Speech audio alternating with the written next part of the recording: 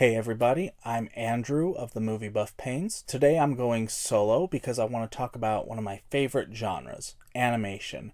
I'm a huge animation nut. I try to collect everything I can. And of course, the biggest portion of the animation for me is Disney. So today I wanted to go over Disney's animated movies. I'm probably going to have to split this into two different videos just because there's a lot to get through. And I decided to go through them by the eras of Disney animation. If you know much about Disney, you know that everything is split up into several eras. I'll probably cover 3 in this video and 4 in the next one.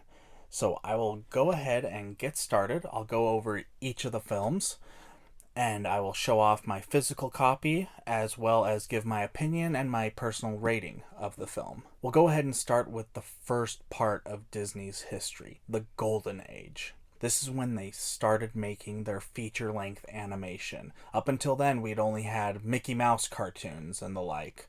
So we'll go ahead and dive in. The first movie, of course, is Snow White and the Seven Dwarfs. This is the Walt Disney Signature Collection edition, and it's the Best Buy exclusive as well, with its lovely lenticular, if you can see that effect.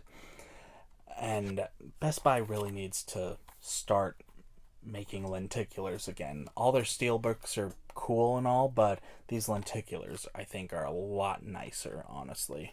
Snow White is a timeless classic. You can't beat it. They've tried to do several iterations of the story in the decades since this one from 1937. I mean, that's 80 years. 80 years, and they haven't come close to matching what Disney came up with for this particular film. The songs are timeless. The animation is lovely, especially when compared to what the Mickey Mouse cartoons looked like. You can't top the characters in this one. They are all great. The dwarves are funny. Snow White is lovely. The Queen is downright evil. And it gets a 5-star rating from me just because it's a near perfect animated film, in my personal opinion. The next film is Pinocchio. This is, again, a Best Buy exclusive lenticular for the Signature Collection edition. Hope you can see that. Pinocchio is a great film. The only problem I have with it is that it's under an hour and a half, and yet it feels like a 3-hour film. It drags. I don't know how that's possible, honestly, but it feels like it goes on for a long time. I still love it, though. The animation is great. The characters are funny. And I definitely have gotten a better appreciation for Jiminy Cricket somehow. I used to find him annoying as a child, and now as an adult, I just laugh at him and just know that he's got his work cut out trying to follow Pinocchio around. So with that one little criticism, I still give it a 4.5. The next one up is Fantasia. This is a double set that has Fantasia 2000 as well, but I'll just be talking about the original one for now. Fantasia is such a unique film. There's next to no words in it, and yet it still tells several stories with beautiful classical music, and it is so much fun to watch. I mean, it is rare these days to have something that can tell such a good story without words. Most of the time when I see that, it's in short films, which, when you think about it, these are several short films packaged together. It's a great movie to watch. I love it even more every time I rewatch it, and it gets a 5-star rating from me for that reason. The next one up was Bambi. This is the Diamond Edition. I liked this cover better than the Signature Collection, and so I opted to keep this one. Bambi is a great film. The animals come to life in it. The scenery that Disney painted is beautiful. My only problem with it is that it crushed me as a child. When you're used to happy movies with happy endings, seeing the mother get killed off halfway through the film is a bit of a gut punch. And it still hurts just as much today, honestly. So this one gets a 4-star rating from me. It is still a great film, but it definitely holds just a tiny bit of trauma there. The last movie to come out during the Golden Age was Dumbo. This is the 70th anniversary edition. I think this was the first time it came out on Blu-ray, was this version. and I'm very happy to own it. I think the cover is spectacular. Dumbo is cute as a button in that film, and all the animals are fun to watch. I only give it 4 stars because I'm still rather scared of the pink elephant scene. I mean, not only did you have to have the baby elephant get drunk, then you had to have him have a nightmare that looked very much like the equivalent of an acid trip. It was rather jarring to watch as a child, and it still is as an adult, but it's still a great movie overall, despite the nightmare-inducing aspects. And so, 4 stars. The golden age came to a close right as World War II was beginning to affect everyone, which has a couple of different names. There's the wartime era or the package era, and Disney was asked to stop making feature-length animation. So they started making propaganda cartoons and a lot of other shorts as well. And some of those shorts they took and stitched together into feature-length pieces. So that was their workaround, really. The first 2 to come out of those efforts were Saludos Amigos and The Three Caballeros. This is the Disney Movie Club exclusive Blu-ray. I'm so excited to have this one. It is so nice to have these in high def. These contain shorts all involving South America, and they are colorful, lively, and all themed to Latin music. It is a fun time, but they do suffer from the fact that there's no sort of overarching connection between them, and it just really is a bunch of stitched together cartoons. They definitely improved this formula later down the line, but for these ones, it definitely lacked that. For the story purposes, I give them a 3.5. It is still really enjoyable. If you have the chance to watch them, do. Either whether you watch them on disc or if you watch them on Disney Plus, they are very fun to watch still. The next one that came out was Make Mine Music. I unfortunately don't own a physical copy of this one, though. This is one of the few animated features Disney hasn't put out on Blu-ray. I hope they change that in the future. Make Mine Music is fun.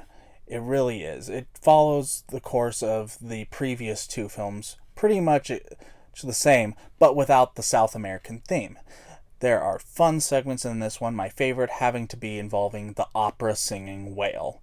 That is such an over-the-top idea, and it is such a fun part of the movie to watch. I give this one 3.5 stars as well. It suffers from the same issue of there not being enough to join the cartoons together, but it is still fun to watch, and I definitely recommend checking it out if you have it available. I'm going to go a little out of chronological order for this next movie, just to make it a little easier on myself. The next one I'll talk about is Melody Time. This follows in the vein of Make Mine Music almost to a T, and it also suffers from the same interlude problem. And for that reason, it also earns a 3.5 star rating from me. These are all still really fun movies to watch, but they're just lacking something for me. There are 2 more films from this era. There is Fun and Fancy Free, which came out between the 2 previous films I talked about, and The Adventures of Ichabod and Mr. Toad. Both of these have great cartoons in them. Fun and Fancy Free has Mickey and the Beanstalk, which is so much fun to watch, a classic one. And The Adventures of Ichabod and Mr. Toad has the Sleepy Hollow story, which is one I can't help but watch every Halloween. It is so much fun, a classic scary story. And these both fix the problem I saw in the previous films. These actually have interludes that tie them together much better, in my personal opinion. And because of that, I give both of those 4 stars. They are a lot better put together, and the cartoons themselves, I think, are a little higher caliber. Once the war ended, Disney was allowed to go back to making feature-length animation, and that became known as the Silver Age. The first movie to come out in that age was Cinderella. This is the Diamond Edition. I almost got the Signature Collection version, but I like this cover a lot more, honestly, so I opted to keep this one. Cinderella was the second princess movie Disney ever did, and it's just as timeless as Snow White, honestly. The music is great, the scenery is beautiful, the characters are fun to watch. It is a great piece from Disney's history, and the Cinderella story has been retold since then, and none of them have quite gotten close to what Disney did with that one, except for Disney's own live action remake, but I'll talk about that one in another video sometime. But Cinderella is a timeless classic, and it earns 5 stars from me for that reason. The next one we have is Alice in Wonderland. This is the 60th anniversary edition. This, I believe, was also the original Blu-ray release. Probably easy enough to tell that because it says that this Blu-ray disc also plays on PS3. If that doesn't tell you how old this is. Alice in Wonderland is a crazy film. Then again, it's a crazy story to begin with. But the characters are all crazy and fun, and I can't help but have a good time when watching that film, honestly. It gets 4 stars from me just for its sheer madness. The next one up is Peter Pan. This is also the Diamond Edition. I thought this cover looked better as well. I don't know why Disney's signature collection covers aren't quite meeting up to the standards that they had for the Diamond Editions, but whatever, I keep the ones that look the coolest. So this movie is one that I've loved since childhood. I mean, a kid that never grew up. Who doesn't want that at some time or another? The story is a classic. There have been some decent attempts since then at telling the story, but you gotta admit there's a certain charm to the Disney version. The only problem I have with that film now is the depiction of the Native Americans. So it got knocked down to 4 stars for me, but it's still a really enjoyable film. Next one we have is Lady and the Tramp. This is the Diamond Edition, which, again, I like this cover a lot better than the signature collection that they put out recently. This one just looks a lot better, honestly. This movie holds a special place in my heart. I have loved it since childhood. I just love dogs, and so anything involving them I especially love. And that restaurant scene is just too adorable. I mean, how can you not like that? That one gets a good 4 stars from me, definitely. Next we have Sleeping Beauty. This is the Diamond Edition with the Best Buy exclusive lenticular. This is definitely my favorite Disney princess film. I definitely know that because I also own the signature collection version from Target for this movie as well. This movie is gorgeous. It has a storybook look all across the board. The scenery is amazing. The characters are lovely. And Maleficent is hands down the best villain Disney has put out, in my opinion. She is just pure evil, and I love her. Next one up is 101 Dalmatians. This is the Diamond Edition. Really like this cover a lot. Another movie about dogs, which I absolutely love, especially all those puppies. They're so darn cute. And Cruella is just a sick human being. I mean, whoever thought of carving up puppies to make a fur coat, that's just wrong. But it definitely is still a favorite of mine, and it gets 4 stars. Easy. The next one is The Sword and the Stone. I love the King Arthur legend. It is one of my favorite stories. And this Disney version holds a special place for me, especially because of Merlin. He is downright kooky in this, and it's a fun watch every time I rewatch it, and it gets a 4-star rating from me on that one as well. The last movie to come out in the Silver Age was The Jungle Book. This is the Diamond Edition. Really like this cover as well. The Jungle Book is such a fun story. The characters are all so interesting. I mean, I love animals all around, but the animals in this one especially, I mean, Baloo, Bagheera, Shere Khan, King Louie, they're all just so unique and individual, and it's a great story all around. It was also the last one Walt Disney ever worked on before he died, so it definitely is a special movie for that reason. The last one to have his touch of magic. I give it a good solid 4 stars, and that is the last one of the Silver Age. And that's also the last one I'm going to show in this video.